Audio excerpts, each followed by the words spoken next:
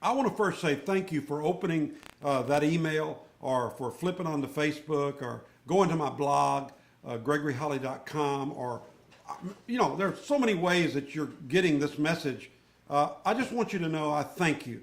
I thank you because it honors me and honors God for you to reach out beyond yourself to better yourself. And by taking 10 minutes to grab what somebody else has to say, always helps you. No matter which side of the polarization you sit on, whether you agree or disagree, it helps you to move forward. Now, we've been discussing how to become a person of great influence. Now, we're not going to exhaust this subject. I'm going to be asking all kinds of guys like Bishop Dave Dolan. I'm going to be asking them that question. I'm going to try to find out what they think about it. They're going to ask me, and it's going to stir up remembrances and memories, and we're going to walk into the museum of the mind, and we're going to be able to find how God has brought us through terrible times to bring that to. But the last segment, we were talking about the single greatest hindrance, which stirred me up. And when the segment was over in the studio here, we started talking about, so we're going to right back in there, and I'm going to ask Bishop Dave to tell you what he told me as soon as that camera shut off. We need a voice in our life. If we don't have a voice in our life that will be honest, then we will forever be in the cycle of frustration. However, if you, in your business or your ministry or your church, if you've walked through difficult times, you've had people leave and you're just struggling, and somebody comes into your life to encourage you or to speak into your life, be careful that you do not evaluate that or judge it as criticism. They may be God sent with a divine design or a word that can liberate you and explode with creativity on the altar of your heart. And you need to embrace that. You have to be hungry enough to watch and make sure that after all of this, God hasn't sent a donkey because you're not willing to listen to the prophet.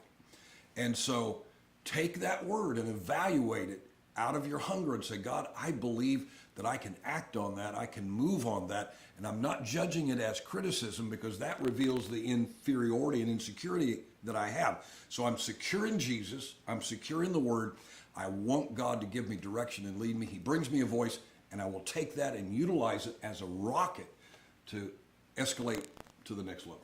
You know, I watch you, and I watch your ministry just like I do a lot of guys. And I have the best seat in preacherdom. Right. Not the kingdom, but preacherdom. I can sit in the grandstands and watch what you guys do, and you have an ease of releasing authority. Now, it's not always been with success, and I watched you release authority to some people I thought, here, Jesus, they're going to tear it all up, and they become superstars. And then I watch you release it to some people, and now that's the one, and then that's nothing. But recently, in the last couple of years, you released authority over your men's group because you cannot be everywhere at once. And to become a person of great influence, if you cannot release part of your authority, if you have to be, like we say, the big boy or the big girl and everybody voting for you, then you don't want to make the mistakes that I made. I made a lot of those mistakes. I'm not making them anymore. I've realized that it's better that I decrease and others increase to reach the world and to do the things we need to do for humanity and for God. The kingdom will not prosper until we're able, but I'll watch you do that with ease and authority.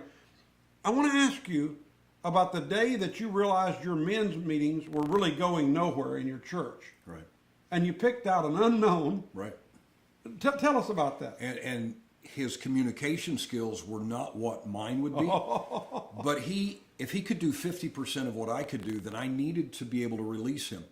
And in the last year, this men's group has tripled because of his faithfulness, his loyalty, and there is an element of creativity in him that I did not see that God released, because as a leader of influence, you can't have control and creativity in the same arena. You know, I saw him go beyond that. You released authority to him. Right. You put your vision inside of him, and you expanded your ministry into him. And then I was walking through the hallway one day, and I just saw where they're having that meeting in this city and in that city. He expanded it to other cities. Right. How did that occur? because of the fact that we're in a rural community and we touch multiple cities, we had to design a way that we could connect with these gentlemen in different ways. And he put that together and raised up individuals that had a hunger to do something, but he channeled them in that direction because that's what he was taught. We normally follow the pattern of what we've been taught. Exactly. And if we don't know how to influence other people, we cannot allow ourselves to get frustrated because those underneath of us are not influencing them. So we release that, give them opportunity, because the anointing of God will come upon somebody with two elements: opportunity and preparation. So as I help them prepare and give them the opportunity, the anointing comes and it flows through the whole church, builds unity, stability. It's been incredible. So what we gained out of the first three segments is, number one, you got to know that what you have is worth something. Right. And you got to have confidence in that.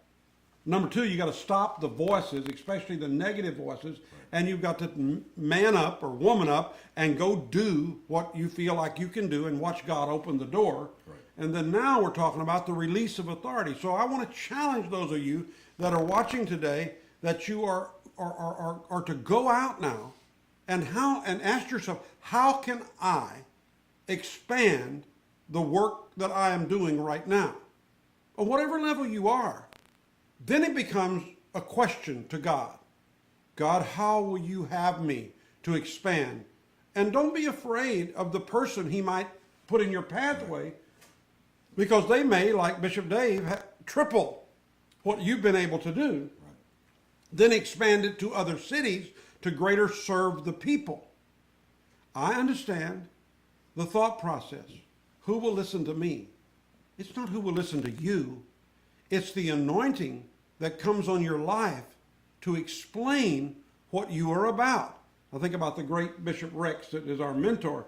He says, if your name of your organization or your ministry doesn't describe to people what you do, then you need to get a new name. Yeah. Absolutely. And I think that whenever you begin to describe what you do, you become the chief describer. You're the best ambassador that you have for your organization. But until you are able to create those underneath you that can easily move forth in that. That's why we in the ICCI, the Independent Christian Churches International, that's why we create networks. Right. You and I are looking for that next person that will bring that to pass, where they'll have a whole stream of help ministries. Yeah. You know, I'd love to see, I know we talk about Brother Cherry, Coach Cherry, but I'd like to see him have all across the United States those basketball programs that he has that the cities are buying into. Right. It's incredible. It's incredible. And I could name several others of you today. But you have to learn to subjugate. You have to learn to bring forth a blessing that says, I can release authority and I can take a risk of losing with someone so that I can gain the ground. Then you'll be mentor to those that you are mentoring. They will take from you because you become the chief influencer. God bless you. Next time on Take 10, you don't want to miss as we conclude this segment of our discussion.